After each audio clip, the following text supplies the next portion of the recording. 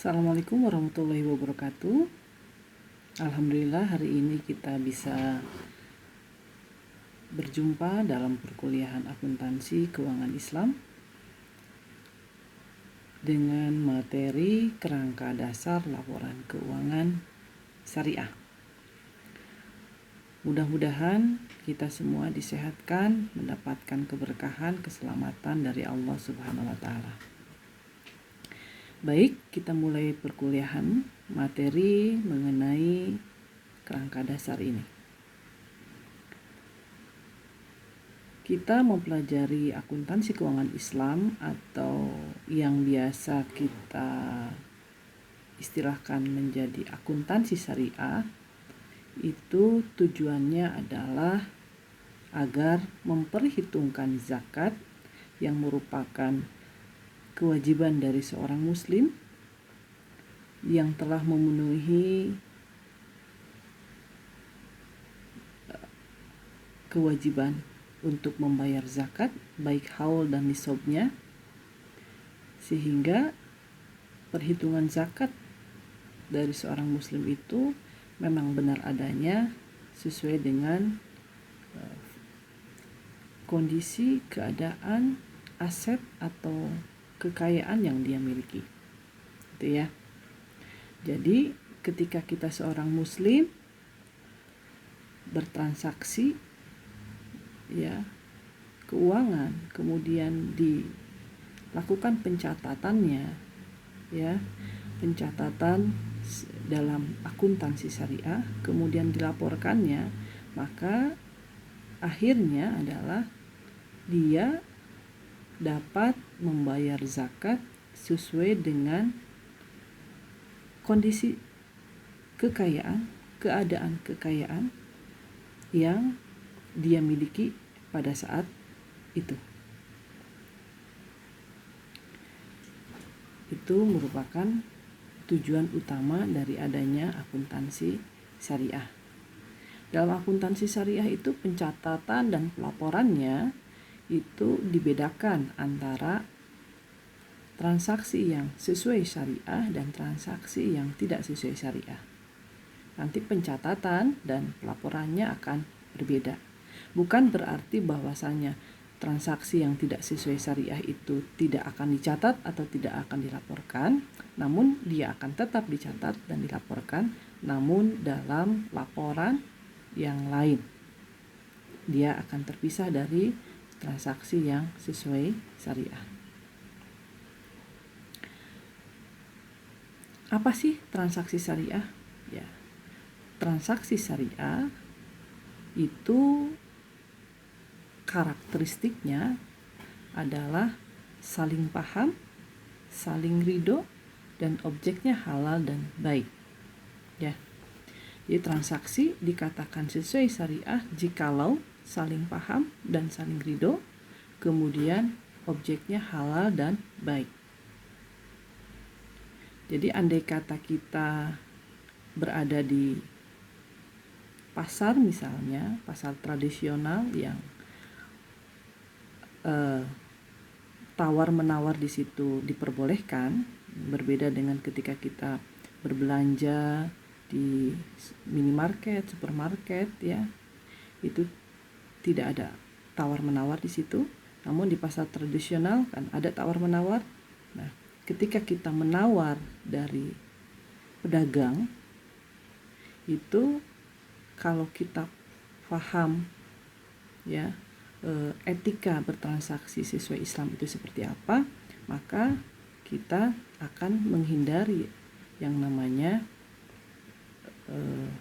menawar secara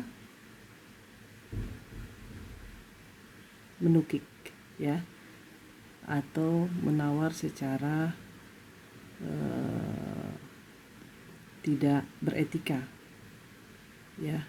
Contoh, kita mau beli tomat harganya dari pedagang itu 10.000 satu bungkus, maka etikanya tidak baik ketika kita menawar satu bungkus itu menjadi 1.000 rupiah ya. Kita harusnya baiknya menawar itu dalam rentang-rentang yang ada batasnya, ya, batas toleransinya gitu. Ketika kita tawar 1.000 rupiah satu bungkus, itu bisa saja pedagangnya memberikan tomat tersebut kepada kita. Namun kita tidak tahu hatinya pedagang tersebut ridho atau tidak, ya. Jadi kita tidak bisa mendalami keridhaan dia. Maka kita untuk supaya mendapatkan keriduan antara pedagang dan pembeli kita dengan mereka selaku pedagang, maka kita harus memahami harga pasarannya seperti apa, kemudian bagaimana kita beretika terhadap pedagang, ya, gitu. Jadi kalau mau menawarlah yang sopan, yang beretika, ya, tidak terlalu menukik harganya gitu. Jadi terlalu jompang harganya, ya.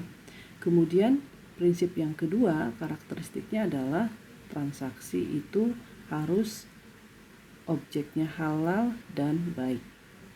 Jadi ketika seorang pedagang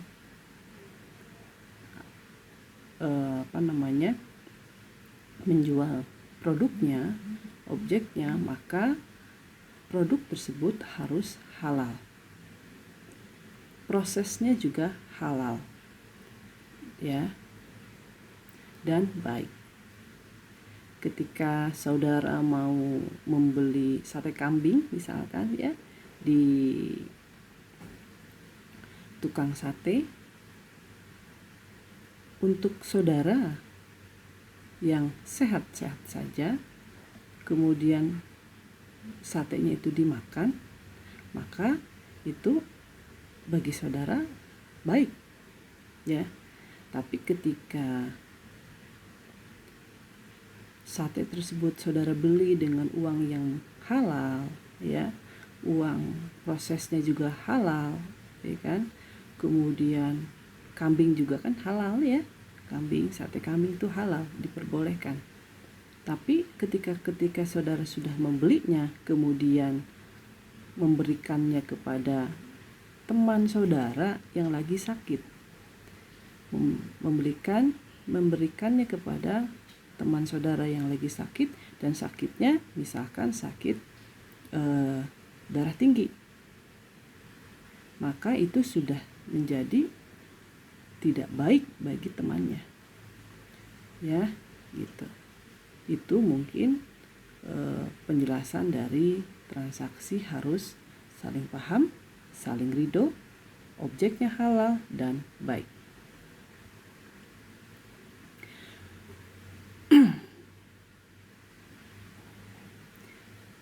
Prinsip dari transaksi syariah yang pertama ini adalah prinsipnya adalah persaudaraan. Persaudaraan ini, ya, didasarkan pada saling mengenal, saling memahami, saling menolong, saling menjamin, saling bersinergi, dan saling beraliansi.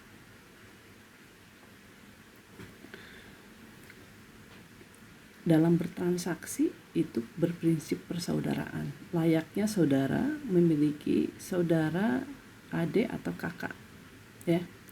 Ketika kalian memiliki saudara, adik atau kakak, pastinya antar kalian itu ada saling memahami di situ, ada saling mengenal di situ. Bagaimana tingkah laku, ya, adiknya seperti apa, kebiasaannya seperti apa, kakaknya itu, ya. Di dalamnya ada saling memahami, saling menolong. Pasti antara kakak dan adik itu saling menolong, saling menjamin, saling bersinergi, saling bekerja sama, ya, seperti itu. Di situ juga bertransaksi harus ada prinsipnya sesuai dengan prinsip persaudaraan. Jadi antara penjual dan pembeli atau pihak-pihak yang melakukan transaksi, ya, baiknya memiliki prinsip ini, saling kenal, ya. Karena ketika kita tidak saling kenal, maka kita tidak ada rasa sayang, rasa sopan di situ. Ya. Ketika kita tidak mengenal, maka kita tidak bisa yang namanya memahami lawan kita, ya, teman kita, seperti itu. Bu, bagaimana kalau misalkan kita bertransaksi secara online, secara online, saling mengenalnya kan kita tidak kenal, ya, tidak kenal siapa itu penjualnya ada di mana, gitu ya. Kemudian siapa penjualnya, siapa yang membalas chatting kita, kan tidak kenal. Nah, bagaimana itu?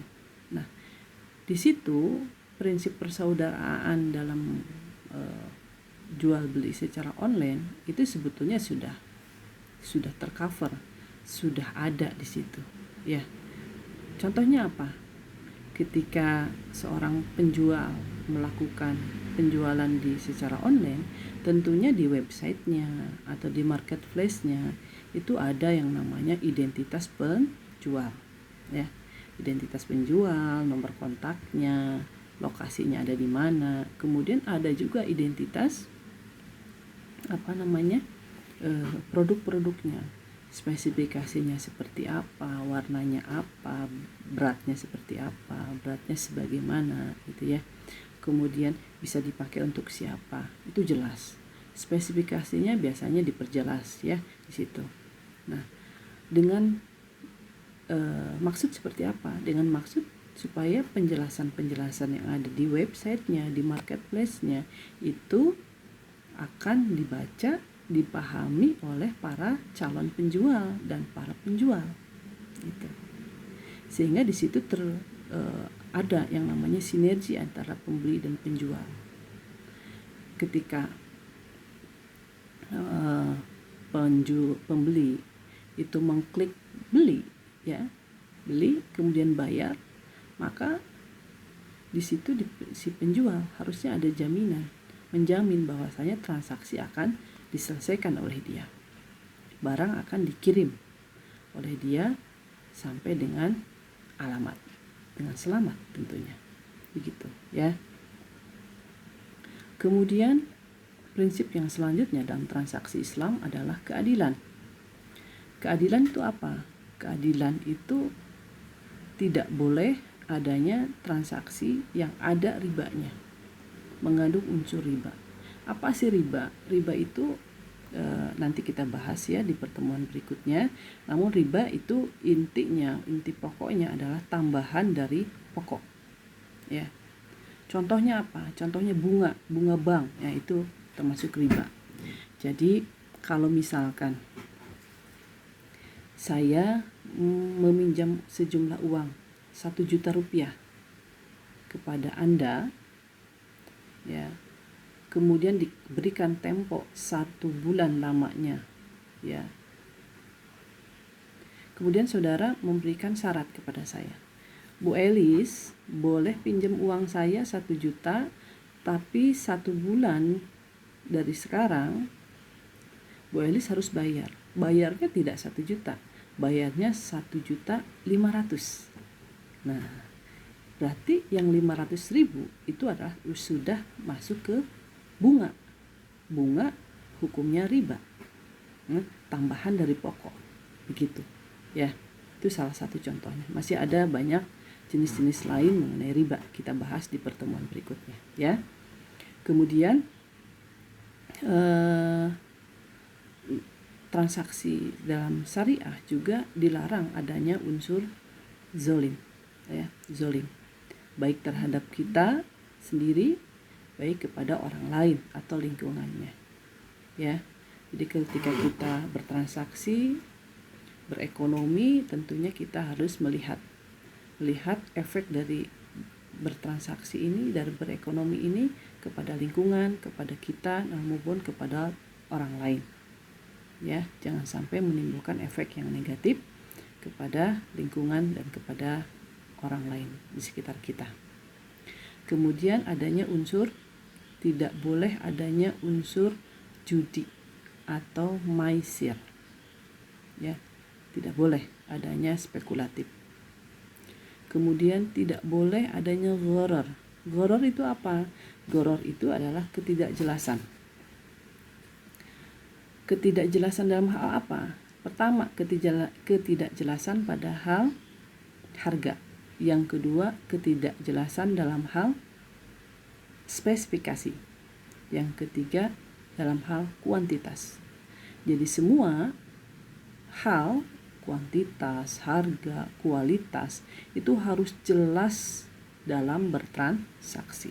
Tidak boleh ada yang ditutup-tutupin atau tidak boleh ada yang tidak sesuai antara kenyataan dengan yang dijelaskan atau yang dijelaskan di awal ketika melakukan tawar-menawar. Itu ya. Jadi gharar. Makanya ketika bertransaksi online pun itu yang namanya di marketplace atau di websitenya itu ada yang namanya penjelasan spesifikasi yang jelas, sampai fotonya juga kan dipoto dari sudut kanan kiri atas bawah ya biasanya, sehingga ada kejelasan di situ produknya seperti apa. Nah itu untuk meminimalisir adanya gharar atau ketidakjelasan. Selanjutnya, transaksi syariah itu tidak boleh ada unsur haram. Ya, haram, ya. Unsur yang tegas dilarang dalam Al-Qur'an dan Sunnah, maka itu tidak boleh ada di dalam transaksi kita selaku muslim. Gitu, ya. Kemudian prinsip selanjutnya adalah prinsip maslahah, kemaslahatan, ya. Jadi ketika kita bertransaksi secara syariah, harusnya ya ada maslahah di situ, ada manfaat di situ, baik itu manfaat dan kebaikan bagi kita ya, maupun bagi yang lain ya, maupun bagi yang lain. Kemudian bukan hanya untuk dunia kita, tapi juga harus berorientasi untuk kebaikan kita di akhirat kelak ya. Seperti itu. Bertransaksi bukan cuma untuk materi kita saja secara material, tapi juga harus meningkatkan spiritual kita ya, harus mempunyai kebaikan manfaat untuk kita selaku individu maupun untuk kolektif, untuk masyarakat ya. Jadi maslahat itu kebaikan dan manfaat bagi kita, bagi yang lain, bagi lingkungan, dunia kita, akhirat kita, bagi material maupun spiritual. Jadi jangan sampai misal kita bertransaksi ya, berekonomi, berdagang misalkan,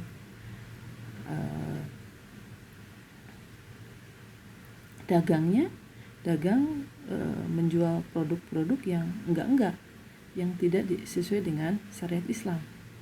Misalkan produknya produk tasnya tas kulitnya dari kulit babi misalkan, kita jual kepada ibu-ibu muslim, wanita muslim, kulit babi tidak boleh kan dipergunakan oleh kita. Itu sudah nggak boleh, sudah dilarang berarti, apalagi diperjualbelikan ya. Laku tidak, bisa jadi laku, bahkan bisa jadi laku banget ya. Nah, dapat uang nggak? Dapat, tapi tidak akan bisa uang itu menjadi kebaikan bagi dia dan keluarganya. Bagi dia di dunia mungkin dapat uang, dapat kebahagiaan karena banyak uang dari penjualan itu, tapi akhirat dia tidak bisa dapat. Kenapa? Karena dia sudah memperjualbelikan sesuatu yang diharamkan oleh Allah gitu ya.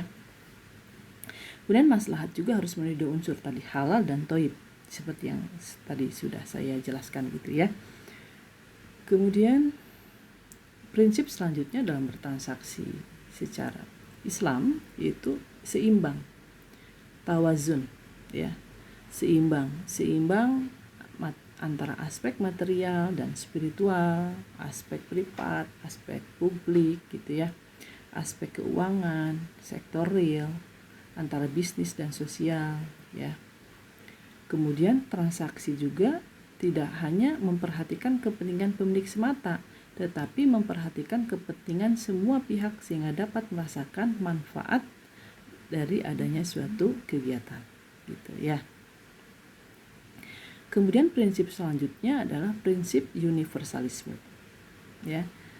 Apa sih universalisme? Kita itu bertransaksi secara syariah bukan hanya kepada muslim saja, tapi juga kita bisa bertransaksi secara syariah kepada non-muslim. Jadi tidak dibedakan antara muslim dengan non-muslim. Contohnya apa?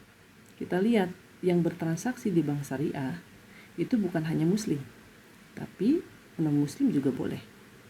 Ya, dan diterima selaku nasabah, selaku partner bisnis. Itu bisa. Itulah prinsip transaksi syariah.